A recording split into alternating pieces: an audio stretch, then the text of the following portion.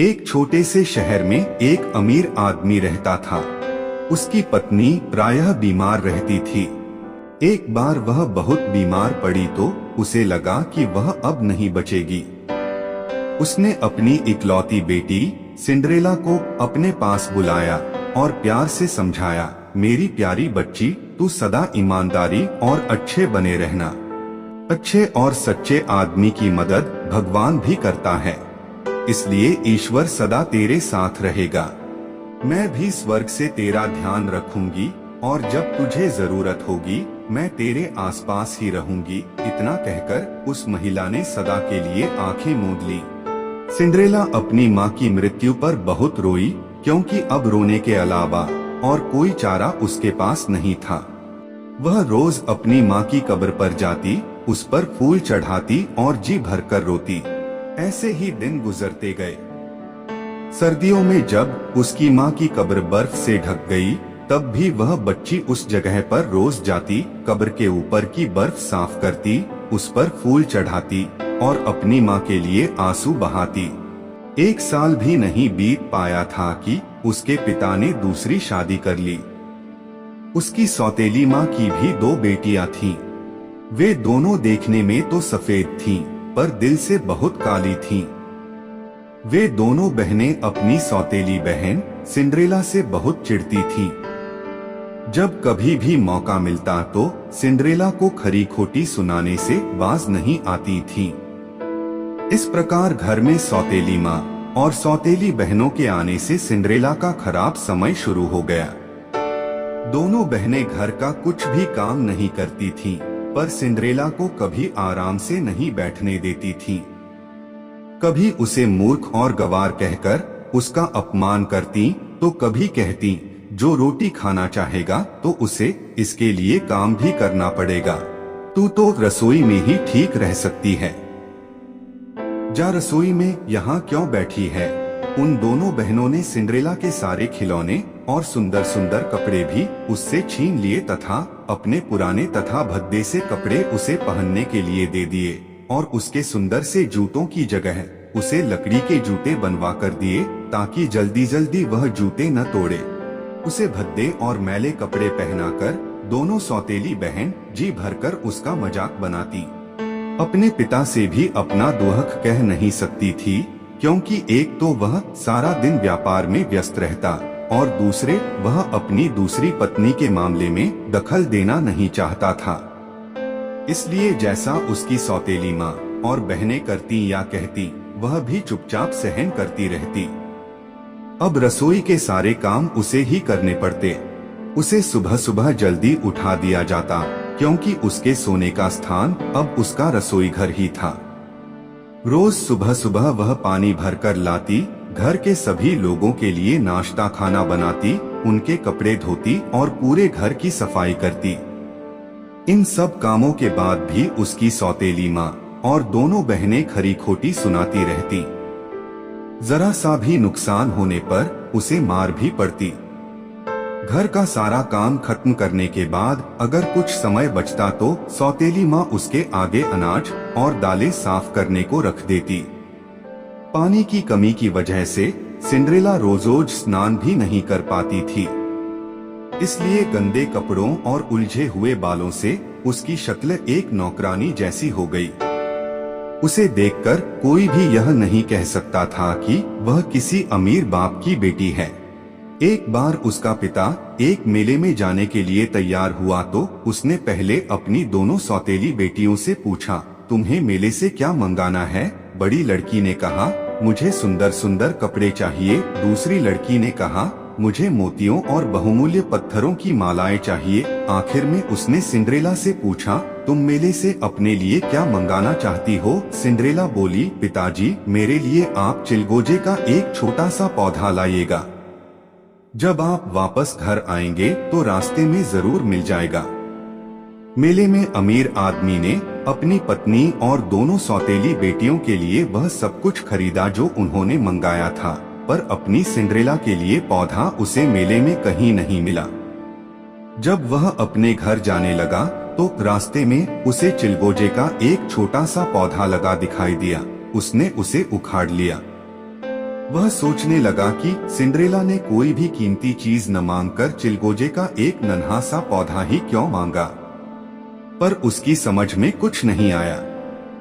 घर पहुंचकर उसने मेले से लाए उपहार तीनों बेटियों के दिए। सिंड्रेला ने वह नन्हा पौधा ले जाकर अपनी माँ की कब्र के पास लगा दिया। पौधा लगाते समय उसे इतना रोना आया कि पौधे की सारी मिट्टी उसके आंसुओं से गीली हो गई। धीरे धीरे वह पौधा बड़ा होने लगा। सिंड्रेला हर रोज सुबह शाम अपनी माँ की कब्र पर जाती, उसके पास अपने सारे दुख सुनाती और जी भरकर रो लेती। पौधा बड़ा होने लगा। चिलगोजे के उस छोटे से पेड़ पर एक सफेद चिड़िया आकर रहने लगी। जब कभी सिंड्रेला अपनी माँ की कब्र पर अपनी कोई इच्छा प्रकट करती, तब वह सफेद चिड़िया उसकी हर इच्छा को पूरा कर देती। एक बार की बात है, वहां के राजा ने अपने राजकुमार की पसंद की लड़की ढूंढने के लिए एक उत्सव आयोजित किया। यह उत्सव 3 दिनों तक चलना था। इस उत्सव में उसने अपने राज्य की सभी सुंदर और अमीर घरों की लड़कियों को निमंत्रण भेजा। सिंड्रेला की दोनों सौतेली बहनें, जो सुंदर भी थीं और अमीर बाप की बेटी भी इस उत्सव के लिए आमंत्रित थीं। राजमहल से निमंत्रण पाकर दोनों बहनें खुशी से फूली न समाईं। उन्होंने सिंड्रेला को बुलाकर अपनी कंघी करवाई, फिर उससे अपने जूतों पर पालिश करवाई, उसी से उन जूतों के फीते बंधवाए और फिर अच्छी तरह सज धज कर दोनों बहनें बोली, तू घर का सारा काम ठीक ढंग से करना, हम दोनों राजमहल के उत्सव में जा रही हैं। उन दोनों के जाने के बाद सिंड्रेला को बहुत रोना आया, क्योंकि वह खुद भी इस उत्सव में जाना चाहती थी, पर उसके पास न ही सुंदर कपड़े थे और न ही सुंदर जूते। उसने अपनी सौतेली माँ से महल में जाने की अनुमति मांगी तो वह चीखकर बोली, तू भाग्यहीन तो पूरी तरह से चूल्हे की राख से अटी हुई है। राजकुमार के विवाह में जाएगी? भाग यहाँ से और चुपचाप घर का काम कर। यह उत्सव तेरे लिए नहीं है। सिंड्रेला फिर भी अपनी माँ से अनुनय विनय करती रही तो सौतेली माँ ने तंग आकर 2-3 दालें मिलाकर उसे साफ करने के लिए बोली, अगर तू ये तीनों दालें 2 घंटे में अलग कर देगी तो मैं तुझे जाने की अनुमति दे सकती हूँ। सिंड्रेला ने दालों की वह थाली चुपचाप उठाई और बाहर बाग में बैठकर अपनी माँ को याद करके रोने लगी। वह सोचने लगी कि अगर उसकी अपनी माँ आज जिंदा होती तो वह भी इस उत्सव के लिए जरूर जाती। तभी वह सफेद पक्षी उसके पास आया और थोड़ी ही देर में उसने सारी दालें अलग कर दी। सिंड्रेला की खुशी का ठिकाना न रहा। वह 1 घंटे बाद जब तीनों दालें अलग करके अपनी सौतेली माँ के सामने पहुंची तो सौतेली माँ हैरान रह गई, क्योंकि उसने तो सोचा था कि सारा दिन लगाने पर भी यह लड़की इन दालों को अलग नहीं कर पाएगी।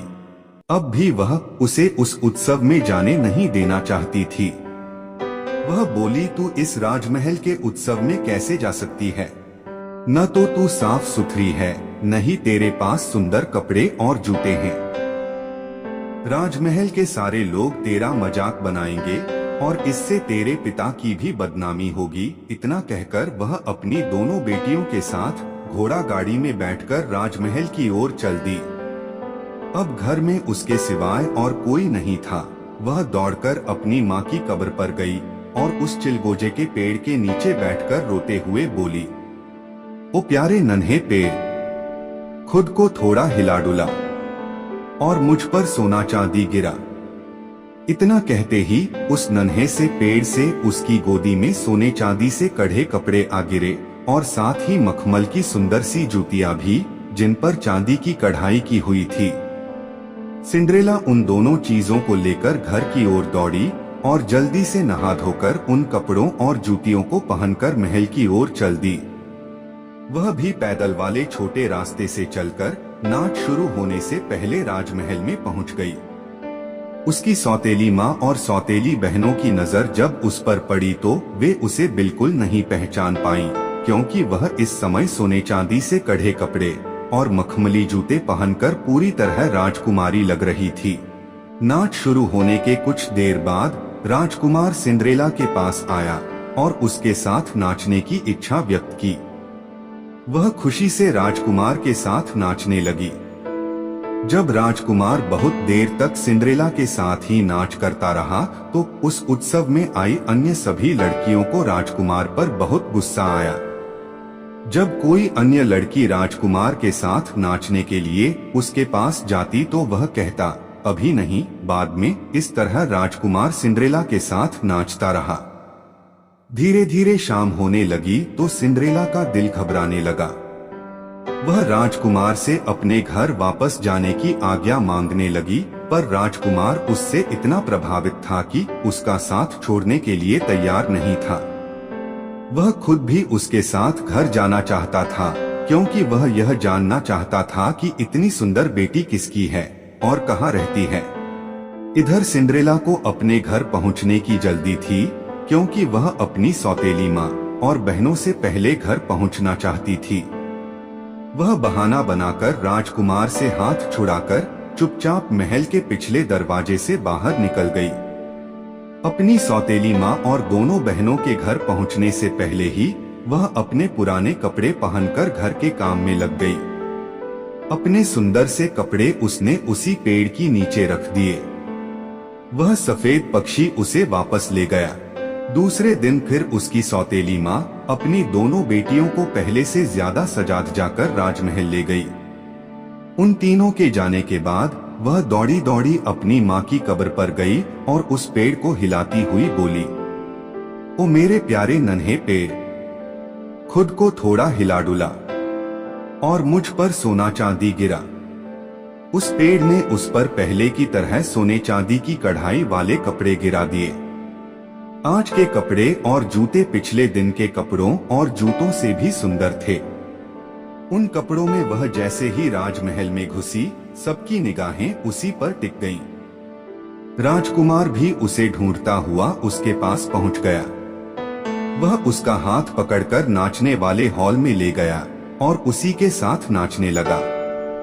आज भी वह केवल उसके साथ नाचना चाहता था। लड़कियों की भीड़ में उसे केवल यही एक लड़की पसंद आई थी। जैसे ही शाम होनी शुरू हुई, वह घबराने लगी। उसे नाचने में कोई आनंद नहीं आ रहा था। वह अपनी माँ और बहनों से पहले अपने घर पहुंचना चाहती थी। जब उसने घर जाने की इच्छा व्यक्त की तो राजकुमार भी उसके पीछे पीछे चल पड़ा। राजकुमार की नजर बचाकर वह पीछे के दरवाजे से झाड़ियों में गुम हो गई।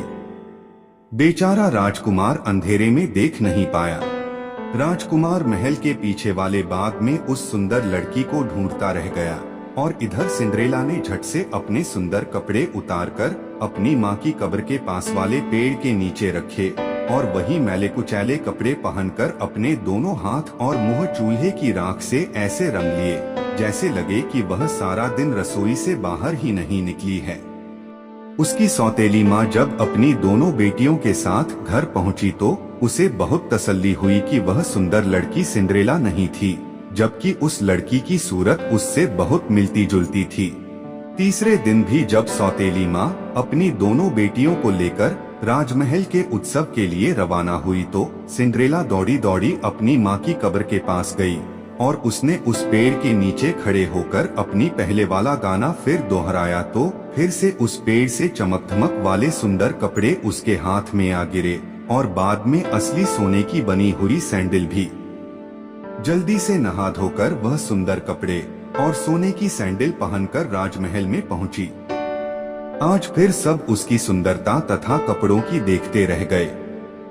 नाच अभी शुरू नहीं हुआ था, क्योंकि राजकुमार अपनी पसंद की सुंदर और सुकोमल लड़की को ढूंढ रहा था। जैसे ही सिंड्रेला नाच वाले बड़े हॉल में घुसी तो राजकुमार तेजी से उसके पास आया और उसे अपने साथ नाचने के लिए आमंत्रित किया। अगर कोई और लड़की उसके साथ नाचने की इच्छा व्यक्त करती तो वह यही कह देता, अभी कुछ इंतजार करो, मैं बाद में तुम्हारे साथ नाचूंगा। इसी तरह नाच करते करते शाम होने लगी और सिंड्रेला को घर जाने की जल्दी होने लगी। राजकुमार के सामने उसने बहाना बनाया और तेजी से राजमहल से गायब हो गई। राजकुमार काफी देर तक उस लड़की के वापस आने की प्रतीक्षा करता रहा। बाद में वह महल के पिछली ओर गया, क्योंकि पहले भी वह लड़की पीछे की ओर से निकलकर कहीं गायब हो गई थी। वहां पर उसे सोने की एक सैंडल मिली। उसने झट से उस सैंडल को उठाकर देखा कि वह खूबसूरत सैंडल सोने से बुनी हुई थी। राजकुमार ने अपने पिता के सामने शर्त रखी कि वह उसी लड़की से विवाह करेगा जिसके पैर में सोने की यह सैंडल ठीक ठीक आ जाएगी।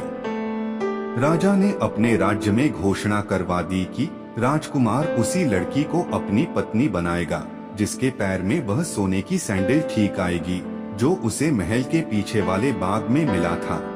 दोस्तों, सिंड्रेला के लिए एक लाइक और सब्सक्राइब तो बनता ही है ना।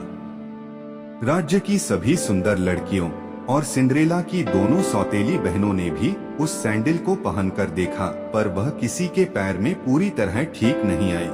सिंड्रेला की बड़ी सौतेली बहन ने तो रानी बनने के लालच में अपने पैर की अंगुली भी घायल कर ली, पर सैंडल पहनकर एक कदम भी आगे नहीं चल सकी, क्योंकि वह उसके पैर के लिए बहुत छोटी थी। फिर भी सौतेली माँ ने राजमहल में खबर भेज दी कि उसकी बड़ी बेटी को वह सैंडल पूरी आ गई है। राजकुमार खुद आकर देख ले। राजकुमार उस अमीर आदमी के घर पहुंचा जिसकी बेटी के पैरों में सोने की सैंडल पूरी आई थी। उसने वहां जाकर देखा कि लड़की सचमुच ही वह सैंडल पहने खड़ी है। वह उस लड़की को अपने घोड़े पर बैठाकर अपने महल की ओर चल दिया, पर जैसे ही उसका घोड़ा सिंड्रेला की माँ की कब्र के पास से गुजरा, तभी उसे पेड़ से एक पक्षी की आवाज सुनाई दी। गुटरगु गुटरगु, इसको लेकर जाता कहाँ तू? सैंडल छोटी है इसके पैर में, तेरी रानी बैठी है घर में। राजकुमार ने जब यह गाना सुना तो उसने घोड़ा रोककर उस लड़की के पैर को देखा तो पाया कि सचमुच ही वह सैंडल उसके पैर के लिए छोटी थी, और इसी वजह से उस लड़की के पैर का अंगूठा और अंगुलियां घायल हो गई थीं, तथा सैंडल खून से लाल हो गया था। राजकुमार को उस लड़की की धूर्तता पर बहुत गुस्सा आया। उसने झट से अपना घोड़ा सिंड्रेला के घर की ओर मोड़ दिया। वहां पहुंचकर बोला, यह मेरी पत्नी नहीं हो सकती, क्योंकि यह सैंडल इसके पैर में सही नहीं है। शायद इसकी कोई और बहन होगी जिसे यह जूता पूरा आता हो। सौतेली माँ ने झट से अपनी दूसरी बेटी को बुलाया और उसे वह सैंडल पहना कर देखा, पर उसके पांव की अंगुलियां कुछ बड़ी थीं। फिर भी लालची माँ ने उस लड़की को यह सैंडल जबरदस्ती पहना दी। लड़की बड़ी मुश्किल से 4-5 कदम चलकर राजकुमार के पास पहुंची। राजकुमार ने उसे अपने घोड़े पर बैठाया और महल की ओर चल दिया। जैसे ही वह सिंड्रेला की माँ की कब्र के पास पहुंचा तो उसे फिर वही गाना सुनाई दिया। वह घोड़ा रोककर नीचे उतरा तो उसने देखा कि बड़ी बहन की तरह उसके पैर से भी खून निकल रहा था। वह फिर अपने घोड़े को वापस उस लड़की के घर ले गया और उसकी माँ से बोला, यह लड़की भी मेरी रानी नहीं बन सकती, क्योंकि यह सैंडल इसके पैर के लिए भी छोटी है। क्या तुम्हारी और कोई बेटी है? अमीर आदमी बोला, नहीं, पर मेरी पहली पत्नी की लड़की है जो अब इस घर में नौकरानी का काम करती है। वह तुम्हारी रानी बनने के लायक नहीं है।